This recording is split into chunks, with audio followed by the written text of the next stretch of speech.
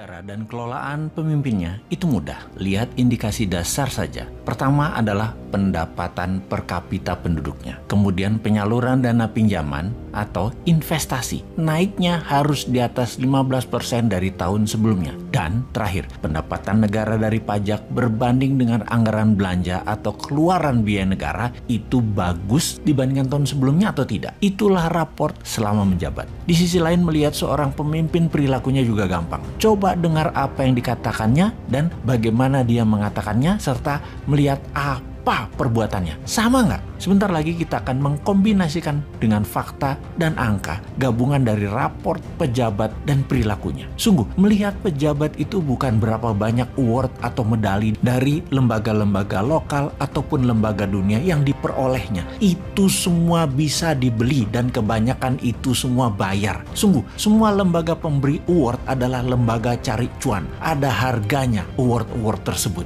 Kita kembali ke pelajaran dasar bernegara. Nah, ini yang saya paling senang menjelaskan karena tahu semua kandidat 2024 yang saat ini ada di etalase tidak ada yang terlalu paham akan hal ini. Kebanyakan mereka adalah hanya ingin populer dengan sebanyak-banyaknya nampang di media. Bernegara itu dalam bertindak ada dua aliran besar, yaitu liberal dan di sisi seberangnya ada yang namanya konservatif. Konservatif itu lebih compassionate. Gak tak terjemahin ya. Sekali gitu loh. Biar pada nengok Wikipedia. Oke, kita lanjut. Sementara liberal lebih memilih safety atau security. Kaum konservatif biasanya sangat peduli dengan social safety net atau jaring pengaman sosial. Atau gini deh. Kita ini kalau dikasih pelajaran, dicontohkan model pelajaran di kampus kayaknya pada pecah semua otaknya. Kita sederhanakan menjelaskan liberal versus konservatif. Gini, kita sederhanakan. Bayangkan ada sebuah bangunan mainan di tangan Anda semacam Lego deh. Konservatif itu floornya, lantainya tebal. Itulah social safety netnya. Social safety netnya tebal. Kalau liberal lebih pro ke swasta, maka floornya tipis. Urusan kesejahteraan karyawan atau keluarga itu urusan swasta. Itu melihat lantai rumah dari sisi pandang liberal dan konservatif. Lalu dari sisi tembok pagar, liberal temboknya rendah terbuka. Kalau konservatif itu tembok pagarnya tinggi. Artinya tembok pagar rendah, asing boleh masuk, globalis masuk, tenaga kerja asing masuk, uang asing masuk, impor bebas. Sementara kalau tembok pagarnya tinggi, semua asing dibatasi. Sangat nasionalis mereka itu. Kemudian dari sisi bangunan, langit-langit atau ceiling, kaum liberal ceilingnya rendah, kaum konservatif ceilingnya tinggi. Gaji kaum buruh di dunia konservatif itu tinggi. Di dunia liberal tergantung kesepakatan kaum pekerja dan kaum pemilik usaha. Sekali lagi, tergantung employee dan employer. Saat ini Indonesia ceilingnya tinggi diatur negara, tembok pagarnya rendah, lantainya tebal awalnya tapi sekarang mulai menipis. Tembok pagar sangat rendah karena asing masuk di semua lini, mulai dari orang asing, teknologi asing hingga hutang asing. Lantai menipis karena jaring pengaman sosial seperti biaya pendidikan, kesehatan yang ditanggung oleh negara sekarang mulai tipis duitnya. BPJS itu banyak buat rumah sakit merugi. Itu misalnya. Ketika Newman nanti mendapat mandat, maka ceilingnya akan adil. Swasta dan negara saling melengkapi. Pastinya tinggi. Lantai rumah super tebal dengan pupuk gratis, bunga 0%, printing money untuk UKM, great supply terutama UKM yang ekspor. Tembok pagar tinggi sedikit, asing tidak masuk terutama yang akan mengambil sumber daya alam. Tenaga kerja asing hanya yang untuk transfer knowledge dan hal-hal yang asing hanya untuk hal yang produktif seperti ilmu pengetahuan asing yang tinggi itu boleh masuk. Namun tenaga buruh rendahan, hutang konsumtif pasti tidak boleh masuk. Tembok pagar tinggi sedikit, simbol nasionalis yang tinggi. Jadi kembali ke pelajaran liberal konservatif, kita bisa tahu bahwa yang membuat saat ini dikatakan kita tidak berdaulat karena lantainya tipis, tembok pagarnya rendah, ceiling agak tinggi dan tidak terlalu adil. Ubah yuk ke new mind. UKM berdaulat, rakyat diberi rumah dengan lantai tebal, tembok pagar agak tinggi, ceiling agak tinggi dan adil. Itulah redistribusi kemakmuran ala new mind. Berikut ini isi sebuah ungkapan tentang negeri yang dianugerahi Tuhan sumber daya alam yang sangat luar biasa. Satu, kita booming minyak di tahun 70-an. Pada saat itu, ternyata rakyat dan negara nggak dapat apa-apa. Malah anehnya, Pertamina hampir bangkrut.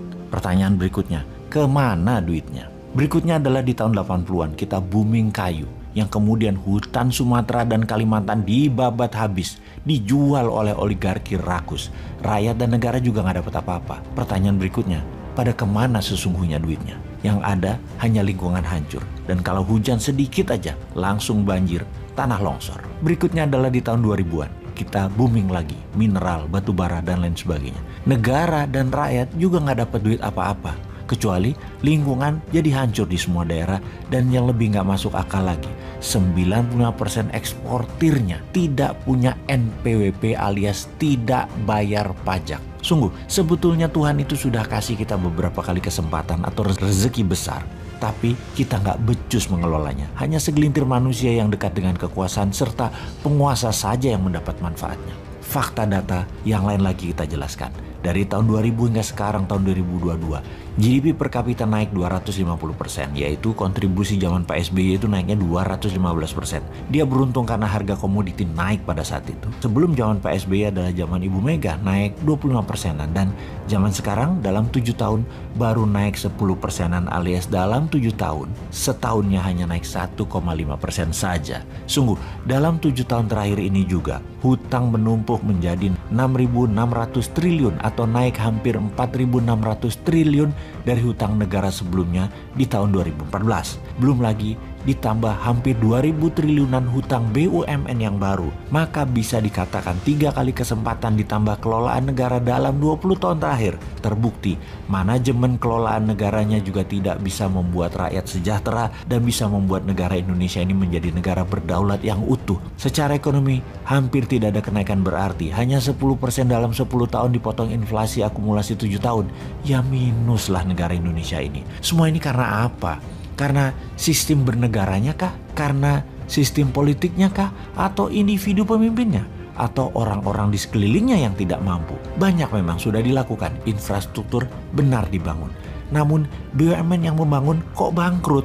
Sesungguhnya rakyat jadi dapat apa? Sama dengan 3 peristiwa besar yang telah berlalu. Boom minyak, boom kayu, boom tambang. Zong semua buat rakyatnya. Oke, kita bahas manajemen bernegara sekarang. Kita diskusikan soal subsidi BBM yang dicabut, di mana subsidi niatnya membantu namun ternyata membuat rakyat manja yang sudah kronis dimanja selama 40 tahun lebih akibat subsidi. Dan ternyata di sisi lain kita tidak dapat apa-apa juga setelah memanjakan rakyat tersebut. Lalu 1 tahun ini subsidi BBM dialihkan. Kita dapat sekitar 350 triliun yang digunakan untuk membangun jalan kereta api double track di seluruh Indonesia, namun belum menunjukkan berdampak pada percepatan pertumbuhan ekonomi juga. Terdapat fakta lain lagi, yaitu ternyata hutang negara juga meningkat tajam. Adakah solusinya, wahai kaum New Mind? Ya ada. Begini melihat masalah dan peluangnya. Kekuatan bangsa Indonesia salah satunya adalah kekuatan alam mineralnya. Baik yang ada di atas permukaan tanah yang kategorinya food atau rempah atau spice, juga yang ada di dalam tanah yang disebut mineral. Oleh karena itu kaum New Mind mempunyai roadmap. Di awalnya berupa inisiatif. Namanya Spice and Metal Roads Initiative. Spice Road akan membuat Indonesia menjadi food country pengendali pangan dunia, dan Mineral Road akan membuat Indonesia menjadi pengendali mineral jadi 99,9% fine metal atas seluruh mineral yang ada di tabel periodik dalam kategori noble metal, PGM atau precious group metal, dan juga metal tanah jarang. Spice Road ada lahan di permukaan tanah dan ada yang di laut. Kita bicara laut dulu. Kita akan berantas illegal fishing. Kapal-kapal nelayan asing terutama Tiongkok akan ditenggelamkan dengan cara keras. Seperti zaman Bu Susi dulu yang ternyata membuat gak nyaman banyak pejabat pro Tiongkok. Dan Bu Susi keluar dari kabinet karena mengganggu income pejabat pro Tiongkok. Kita akan hajar lebih sadis dari Bu Susi ke depannya. Kalau perlu Bu Susi lagi pelaksanaannya dan ditambah power lebih besar lagi dia. Apa yang terjadi kemudian? Pasti industri perikanan cold storage di Filipina, Malaysia, Thailand, Vietnam, dan RRC atau Tiongkok bakal kosong alias tutup.